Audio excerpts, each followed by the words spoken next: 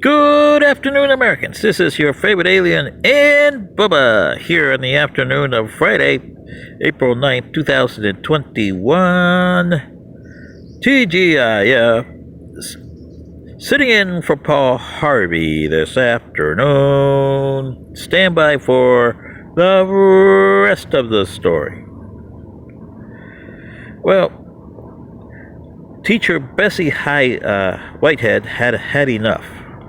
She told Louis Ingram to go to the blackboard and write 150 times, "I was a bad boy."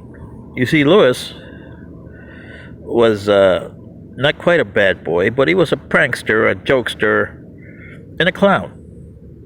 And teacher Miss Bessie Whitehead, I guess I had enough of him. So he had to write 150 times, "I am a bad boy." Well, going into the teenage years, Lewis found a sport that was a bad sport.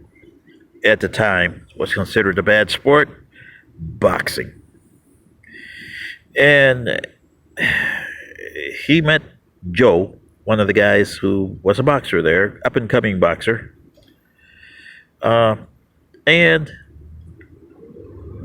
said, "Oh, well, how do I get a fight?" He said, "Well, you get yourself a promoter and a manager and go to down there and they'll provide everything for you at the local arena." So Lewis went down to the local arena, got himself booked for a fight. And lo and behold, it was a knockout. I mean, Lewis had no idea that he had that kind of talent on a sweet science. And he kept on doing it without his parents knowing, because they would kill him if they ever found out that he was doing this. And he ran his record to 10-0, and really was starting to get noticed. One of his father's friends said, "Hey, there's a fight tonight, and there's an up-and-coming kid named Lou King." And his father says, "Well, I'm not much into that." And he said, "Oh, well, and his friend persuaded him, and his father relented. Of course, his mother didn't like the fact that his father was going to see a boxing match. So he gets in there, gets his refreshment. He didn't drink, so whatever the refreshment was in those days, in the boxing match. And the announcer said, "Ladies and gentlemen, announcing in this corner, Lou King." And up to the ring comes his son. As he fritters, with his drink in his hand, he almost dropped it. And he's looking at his son there. What? His son goes on, the fight goes on. And boom, another knockout, 11-0.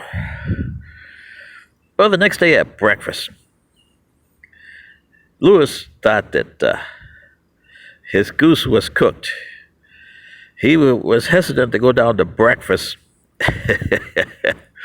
because he thought his mother was going to scream at him and his dad was going to really let him have it.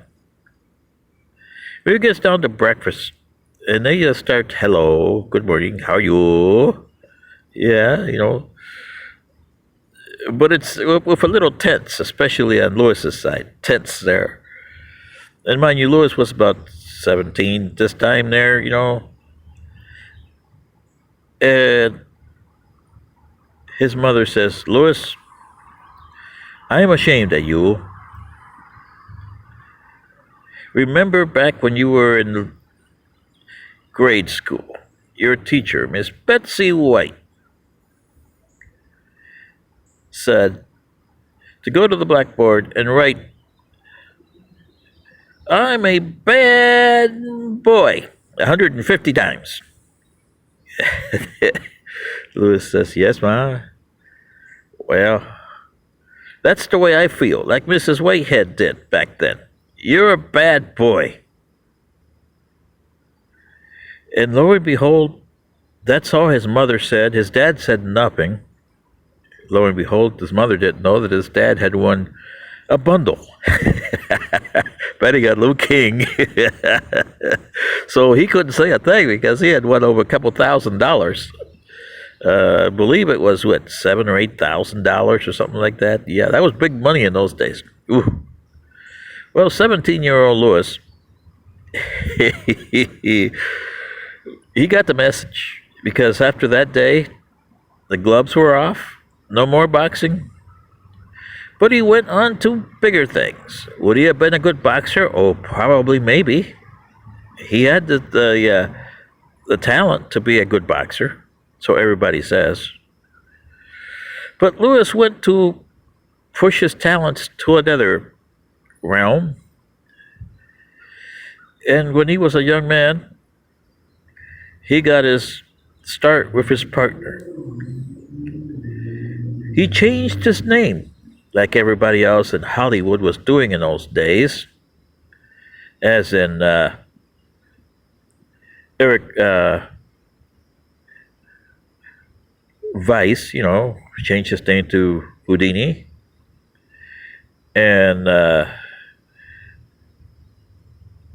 Marion Morrison changed his name to John Wayne. Well, Lewis changed his name. And thus, it was Bud Abbott and Lou Costello started their little fray. And now, you know the rest of the story. Sitting in for Paul Harvey this afternoon, this is your favorite alien and Bubba. Good day.